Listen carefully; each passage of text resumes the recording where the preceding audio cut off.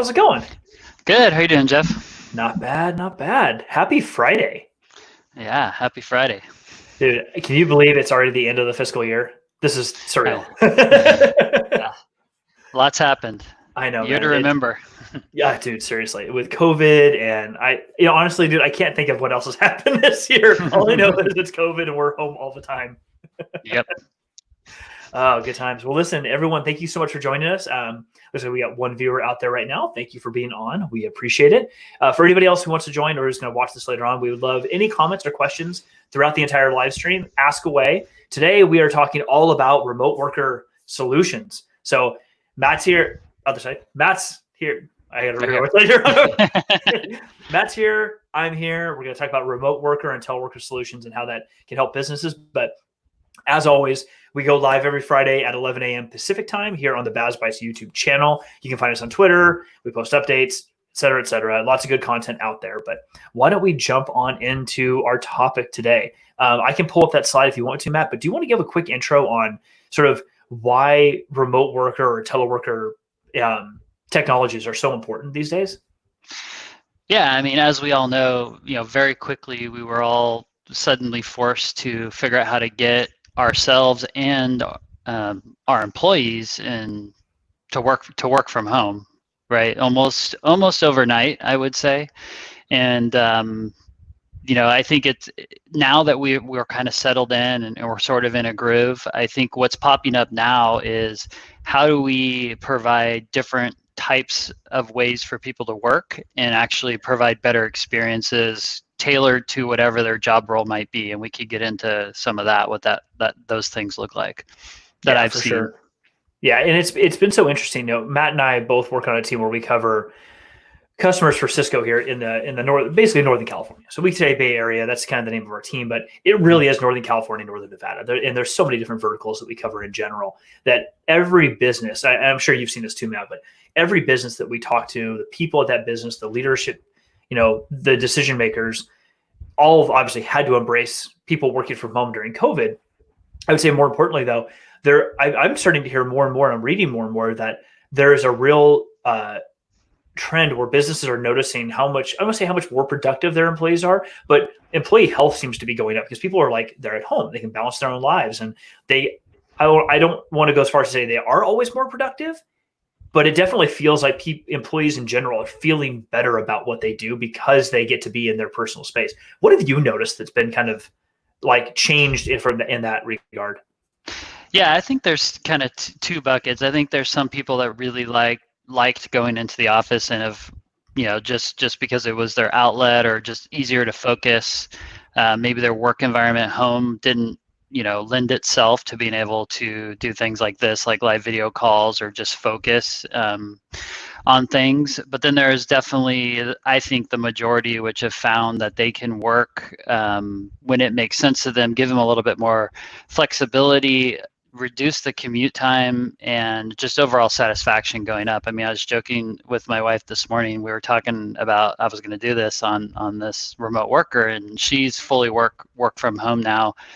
Loan officer, and she's like, it doesn't even feel like work anymore, like, because I get to pop in, talk to you, tell you, I get to talk to you, who's also my really good friend. So it's like, we're at home and there's no commute. We're more time together as a family. I mean, there's a lot of definitely upsides if you can get how to do your work and do it effectively from home. I think overall satisfaction will definitely go up for employees.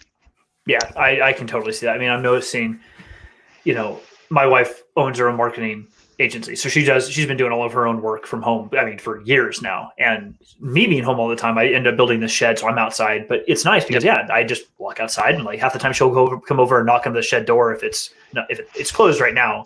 But half the time I have the doors open because the weather's nice. So she walks up and she's like, hey, are you want to call? You want to just go for a walk? And it's like, oh yeah, I'm not doing anything. I mean, I'm doing things, but I'm not in a place where if I'm at a place where I'm like, I'm on a call or I'm heads down on a customer support situation, I just say, I'm sorry, I can't do that. But half the time it's like, no, I can take 15 minutes and go take a walk. And it's been so nice to just go and know that whatever I'm doing here, I'm not saving a life necessarily. I can get up and take a walk for a few minutes and come back. Absolutely. Right on, dude. Let me pull up this. You sent me this document earlier, and I think I've got it as a PDF that I can share because it'll be a little bit easier to see. But what we want to show everyone today, and Matt, thank you for coming up with this idea. We wanted to talk through, there's so many, call it teleworker, remote worker, work from home conversations happening. And I know that all of you watching and every company out there has engaged with their partners or their vendors in some way to figure out how to solve for these things.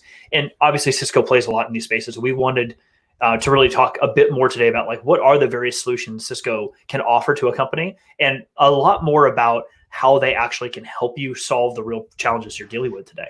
So let me pull up my browser. I think I got it loaded here. We'll see if I can get through the technology real quick. Where is it? Application window. Let's share this. Let's see if this works. Ooh, look at that. Figured it out. Got it. All right. That's good. Yeah, it came up nice, dude. And this is something you and one of the other SEs on the team created, right? Yeah, correct. Yep. I think we wanted to make a really easy consumable visual of different ways you can allow your employees to we call it working moments, or work where they're at and how they want to work. And I think that's very, very key, because not every single remote worker, is what we're finding, needs to have the same level of access. And I think the flexibility is good, that allows people to give the amount of connectivity they need, but don't overdo it as well based off policies and other things in your environment. But we could step through some of these, but these are definitely what we're seeing and what we can deliver. Cisco, we could deliver these things to our customers to enable this, which is very unique in our portfolio, that we can really play across all these dimensions of access. Yeah, absolutely. And I love that you guys did come up with, and just for anybody watching, obviously Cisco marketing does a lot of things. They put a lot of stuff together, but Tom and Matt came up with this idea of the concept of working moments. And I think I know personally, I think it helps tell the story a little bit better, because all of these challenges that you are all dealing with and your companies are dealing with, they're I don't want to say they're specific to your company, but they kind of are. And so this working moment idea is like, for every moment in time or person or situation out there, there's almost a unique way to solve for that makes the most sense. And so I just really like that you guys put this together. We've shown it to a few customers, and it seems to really resonate with everyone. Did you want to walk through some of these and kind of talk it through a little bit? Yeah. Okay. I mean, we started on the top. First off, VPN client access. I mean, this is your traditional software-based VPN, right? A lot of people turn to this as the quickest and easiest solution to get users remote access. This is tried and true. AnyConnect is the most widely deployed VPN client out there, and the numbers are probably astronomical now, just from what we saw. The ability for people to quickly scale up through virtual appliances and things like that. But the AnyConnect client as a whole has come a long ways. It has so many different modules that snap into it now that help you with policy, help you onboard, help you with roaming access. Because one of the big things, I think a lot of people got people to work remotely very, very quickly, but then they kind of took a breath and went, how do we enforce and how do we get all the visibility and the monitoring and other things that's corporate policy on all these users that are remote now? So the threat landscape totally exploded to everyone's home where they're working, right? So AnyConnect does have capabilities within it to help with those things. Like, it has snap-ins to our Umbrella platform, Umbrella roaming, so that you can enforce with Umbrella and secure that way. It has the visibility agent where you could gain visibility into StealthWatch and NetFlow. So it's like the Swiss Army knife, I think, for remote access, right? Very easy to do. But then, then if we step down, there are a lot of users that maybe, I mean, if you think about all the different types of customers, like mobile salespeople or just mobile people doing different things, I think the Duo Access Gateway and Duo Network Gateway, they both serve a couple different functions. So I'll just tell you real quick. So sorry, real quick before you get into those two, I wanted to go back on the AnyConnect piece, because I want to clarify for viewers out there that many of you who work for a company that has some sort of VPN setup, whether it's AnyConnect or some other brand, but there's also a lot of people out there who are encouraged to use VPN software as like a way to secure your communications. You connect that VPN to some website or some other service. And what Matt's really getting to the point here is that, the VPN idea, that virtual private network, where you're just creating this like secure encrypted tunnel between you and another endpoint, so that communications are protected. That's useful. But what Matt's really getting to here, and what Cisco has done with AnyConnect over the years, is really turn that product into something that is much more than simply VPN connectivity. Yep. Like that's important, of course, but it's not just a one size fits all thing. There's so many different ways that may or may not need to be used based off of your company's requirements. And even within the company, I mean, Matt can tell you, he's been here longer than I have. And I mean, within sales, we're allowed a lot of flexibility in how we connect and how we work remote. But traditionally, the rest of our company has not been like that historically. Mm-hmm. Maybe mm-hmm. IT, but a lot of parts of our company is not like that. Not that Cisco is behind the times, but there hasn't been a requirement for 60% of our employees to be in that flexible mode. So even we deal with, and our company had to switch from like 20,000 users that were dynamically workforce, could work anywhere, and the rest of our company did not. It was like 60,000 employees, give or take, to like everybody has to now. And that was even a huge change for us. So we're kind of wanting to bring this up, that these things are not just point in time. Like VPN is one piece of this entire puzzle, but there's a lot of other things that can go into it too. Yep, exactly.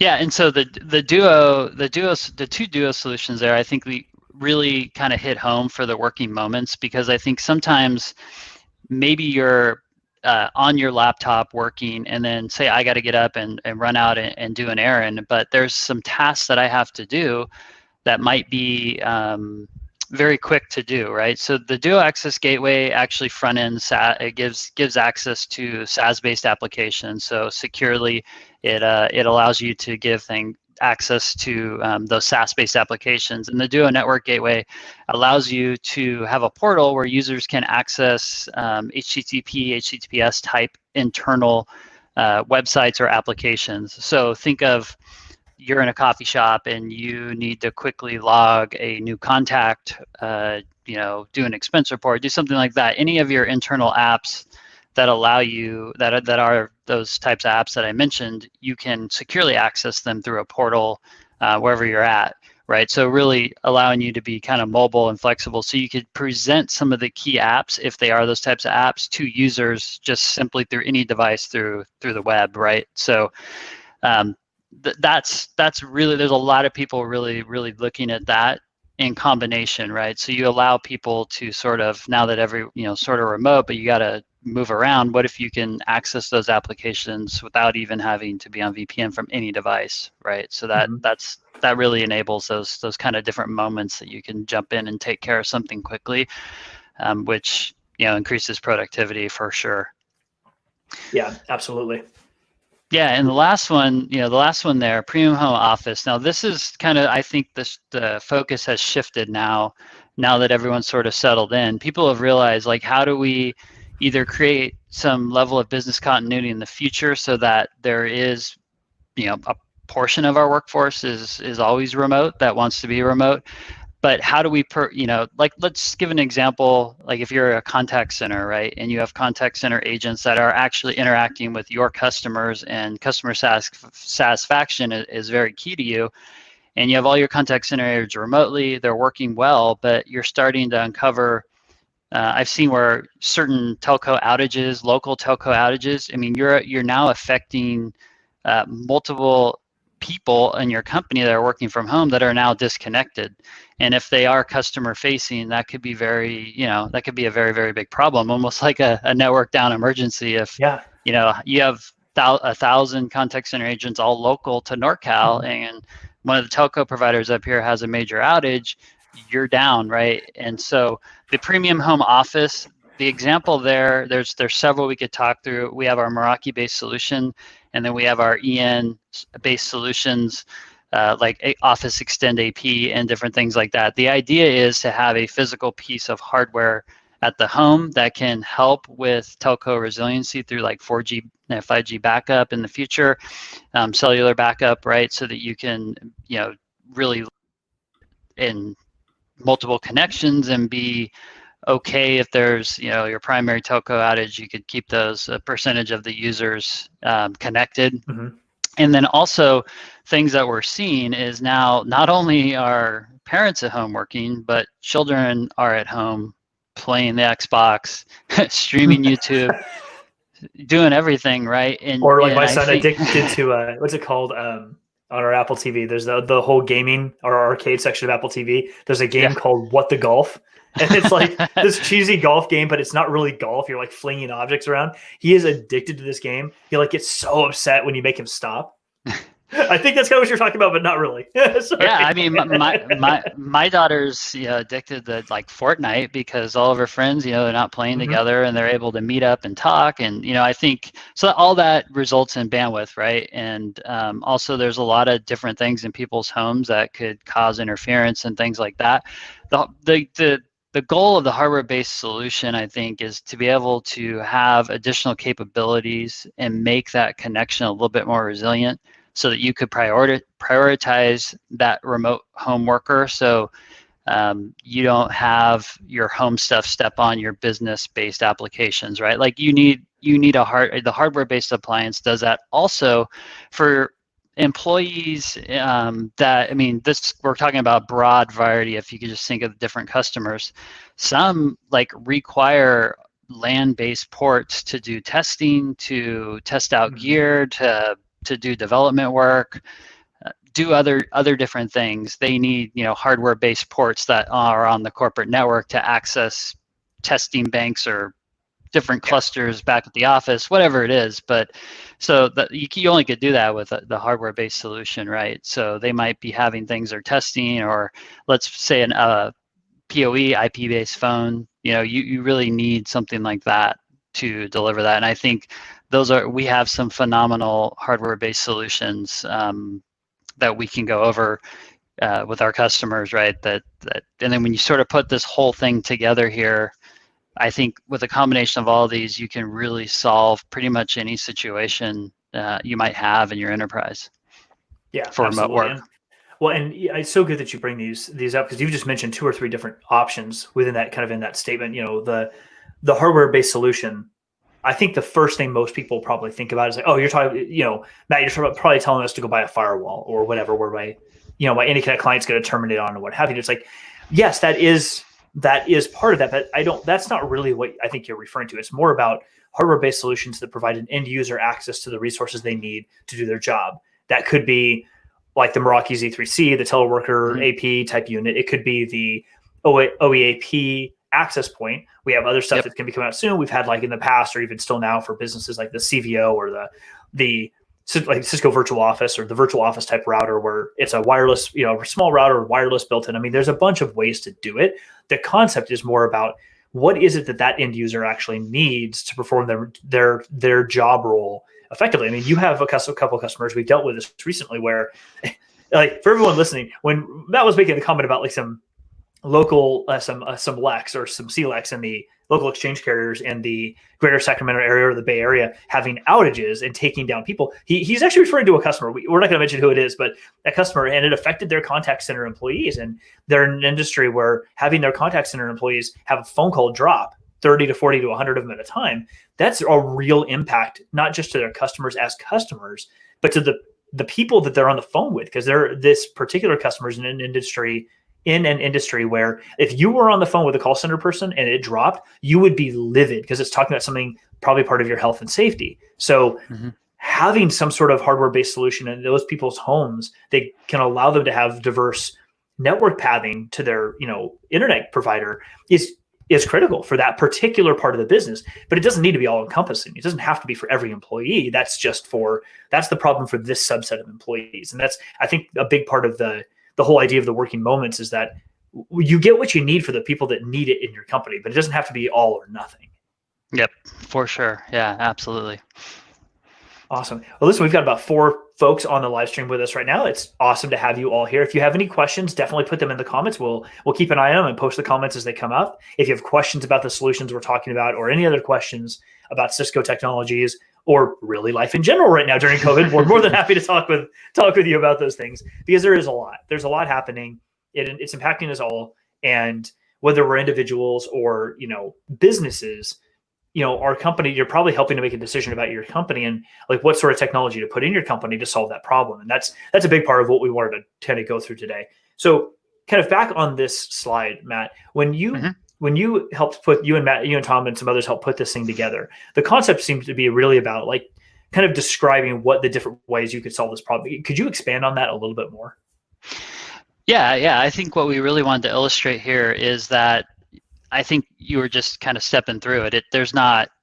I think it could be a combination of all these things to create a access solution that is very flexible and very scalable based off of, I think every single business could utilize some aspect of all of these, right? And just have it be a seamless access experience.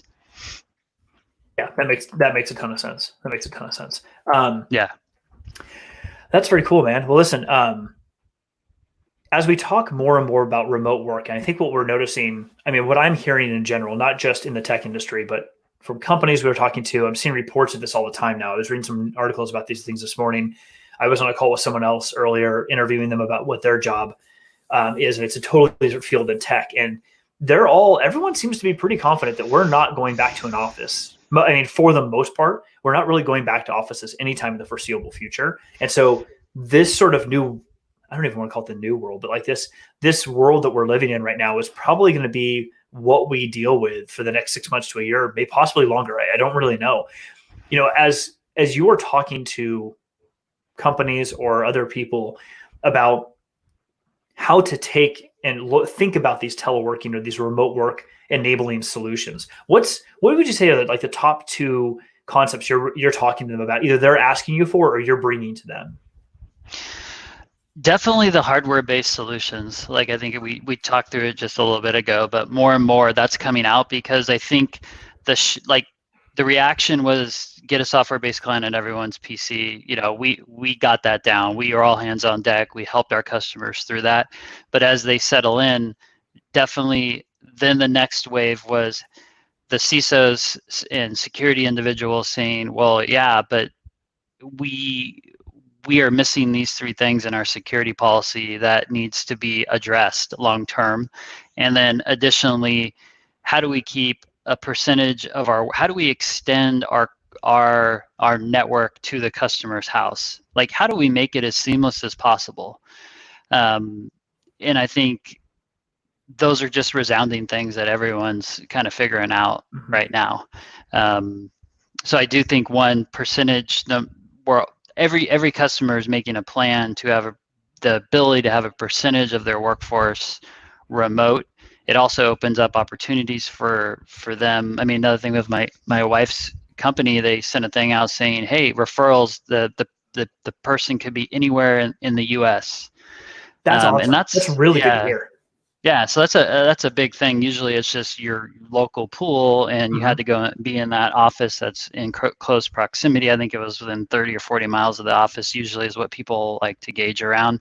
But now they're sort of just, I think those walls are down and just saying anywhere in the US. I mean, think of that. I mean, that's huge. It's awesome. Yeah. I will say, I gotta be honest, like that's my favorite part about the extended work from home time is it's really getting companies to realize that the best talent for the role lives wherever they happen to live. Like, do they need to be physically in a building with you to do that job well? And granted, I know that there are some roles that's the case. Like, yeah, I'm gonna go on a ledge here and say, like, you know, just wild guess. Doctors probably need to be in person with a patient to do some chunk of their work, obviously. And I'm being kind of a smart ass about that, but you know, your facilities management people or workplace resources people who do manage facilities need to be near those physical facilities. And I don't want to see people lose jobs, obviously. I do think, though, that the more any business can embrace the idea of if I embrace remote work and people not being in this office to do a job effectively and give them everything they need, you can save costs on buildings for sure. If you start looking at mid to long term. And probably enables you, that cost that you're saving on a building lease probably will outweigh, I would imagine, the cost of sending a couple additional pieces of cool tech home with a person to make them feel really connected to work and feel really good about what they're doing. And it also, exactly what you said, it enables them to say, well, where do we want to hire this person from? Does it make any difference where the person lives? Can they do the job effectively? All right, well, let's consider that. Why not? I mean, give your business the ability to be a pseudo global or at least, you know, national business, you know, from an employee perspective, and then operate your customers wherever you need to. It really can start making your business a much more relevant one. Yeah, absolutely.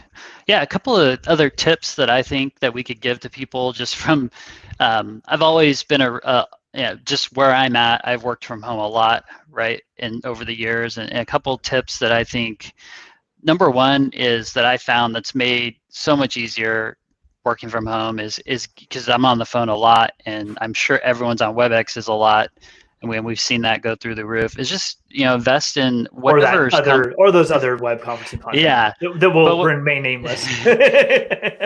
exactly. But the biggest thing I've seen is invest in something that makes you comfortable to like headset. Like I have this headset and I've tried others and keep trying others, but I'm a big headset guy, right? I think be aware and record yourself on a WebEx. See what your background looks like, what you look like, what you sound like.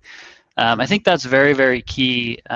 Just overall, just a little bit of self-awareness of what's going on with being remote, and how you sound, how you look, all that stuff. If you're gonna join on video, or even it's acceptable not to have video on, and just make sure your audio is good.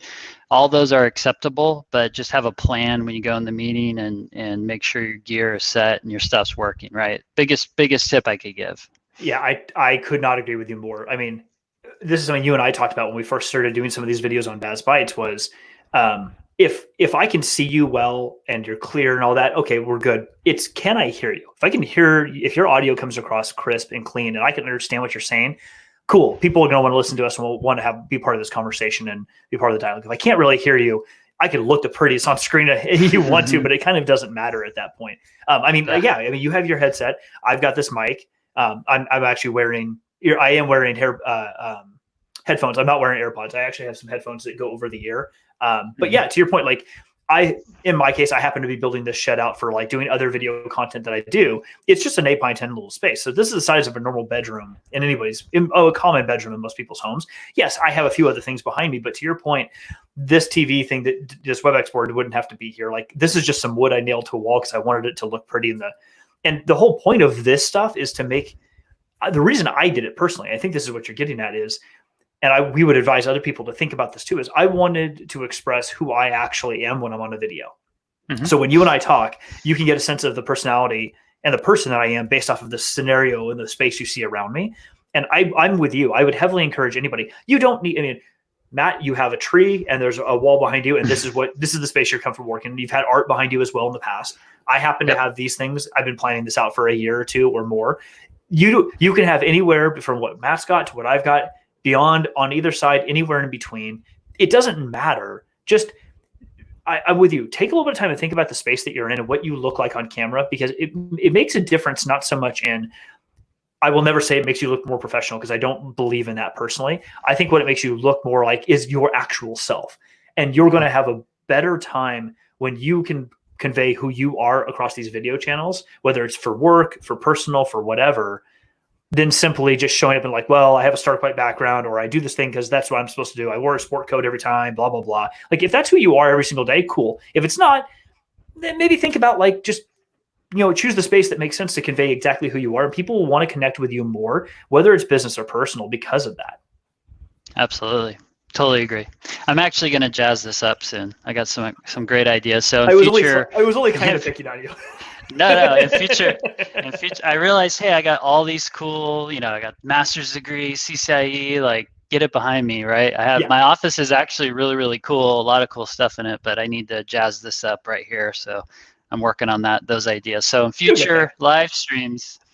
All right, so anybody out there who needs birthday gift ideas or Christmas gift ideas for Matt, ship him art, ship him things to put behind him, tchotchkes, whatever. Maybe you need more bobbleheads in your life. I don't know. Absolutely. Let's see. What did Rama say? Oh, Rama jumped in. Hey, man, how's it going? Hey, Rama. He said, new headset that registers to call managers coming from Cisco. Yes. Touchless experience. When you take it, work as it can, recognize the individual once it registers to call manager. That's a really good point, Rama. Thanks for throwing that out there. We have, obviously, this wasn't meant, we're not really here to plug a lot of Cisco tech. I mean, Matt talked a lot about these solutions because they are important, but this is a really good point from Rama. There are a lot of technologies. Cisco sells many of them. There are others too that help make the experience that you as a person have when you're working remote to make this more comfortable for you. So for Matt, for your point, headsets are comfortable. That's what you like wearing. It feels good for you. Put that on, you do your things. If that's what you like, then do it. If you're like me and I like this microphone and I have some headphones and whatever, then do that. You just find that space, build a space around you that works the best for you, because then you come sit down and it feels less like work. At least that is how it feels for me when I'm in this room. Yep, totally agree. Very cool, man. Well, listen, I think we're getting near the, we're at 30 minutes, 31 minutes. Awesome. Goes quick. It goes so fast. It really does. Well, listen, everybody out there, thank you so much for joining again for this week's BAS Bytes Live. We go live every week at 11 a.m. We're pretty close to 11 within a couple minutes if we're not running late. About 11 a.m. every Friday morning. It's usually Matt and I, but we'll definitely have other folks on from the team, including Rama, who just posted a second ago. We'll have special guests periodically, do interviews. If you've got comments, if you want us to talk about a particular topic, if you have anybody out there who'd like to be interviewed, or hey, if you're in the industry and you want to be on the show, throw it in the comments.